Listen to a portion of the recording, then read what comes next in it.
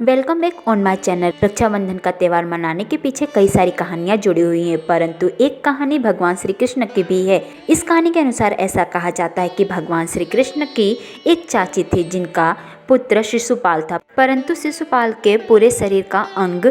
अच्छे से काम नहीं करता था। कहा जाता है कि एक दिन जैसे श्री कृष्ण भगवान ने शिशुपाल को अपनी गोद में लिया तो अचानक से शिशुपाल का पूरा शरीर अच्छा हो गया और उसके सारे अंग काम करने लगे। शिशुपाल की माता अपने पुत्र का शरीर अच्छा देख के तो बहुत ज़्यादा ही खुश होती है, परंतु उसके साथ रोने लगती है और श्री कृष्ण भगवान से कहने लगती हैं कि मेरे पुत्र के बारे में ऐसा कहा गया है कि जिस व्यक्ति के हाथों मेरे पुत्र का शरीर अच्छा होगा उसी व्यक्ति के हाथों ही मेरे पुत्र की मृत्यु भी होगी। और साथ ही वो श्री कृष्ण भगवान से कहती हैं कि आप मुझे वचन दीजिए कि आप मेरे पुत्र को नहीं मारेंगे। फिर श्री कृष्ण भगवान शिशुपाल की माता से कहते हैं कि मैं आपको वचन देता हूँ कि जब तक शिशुपाल अपने जीवन में 100 गलतियाँ नहीं करेगा मैं उसे नहीं मारूंगा। इस प्रकार से समय बीतता है और शिशुपाल बड़ा होने लगता है, परंतु समय के साथ साथ शिशुपाल बहुत ही ज़्यादा क्रूर, घमंडी और लोगों पर अत्याचार करने वाला व्यक्ति बनता जाता है। और साथ ही साथ शिशुपाल हमेशा ही भगवान श्री कृष्ण की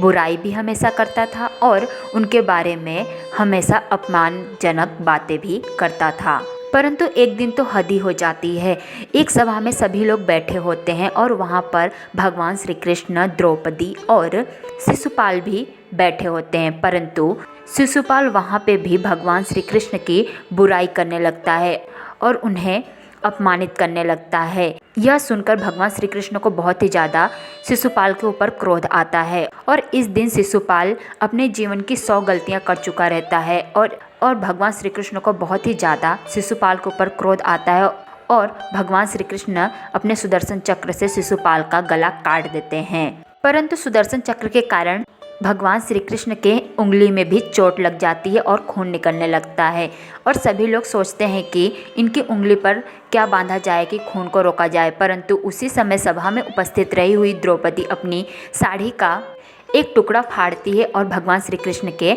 हाथ में बांध देती है। यह देखकर श्री कृष्ण भगवान बहुत ही ज़्यादा द्रौपदी के ऊपर खुश होते हैं और उन्हें कहते हैं कि आज से तुम मेरी बहन हो और साथ ही कहते हैं कि मैं तुम्हें वचन देता हूँ कि तुम्हें अपने जीवन में जब भी किसी मदद की आवश्यकता होगी तो मैं तुम्हारी मदद करूँगा और तुम्हारी रक्षा भी करूँगा।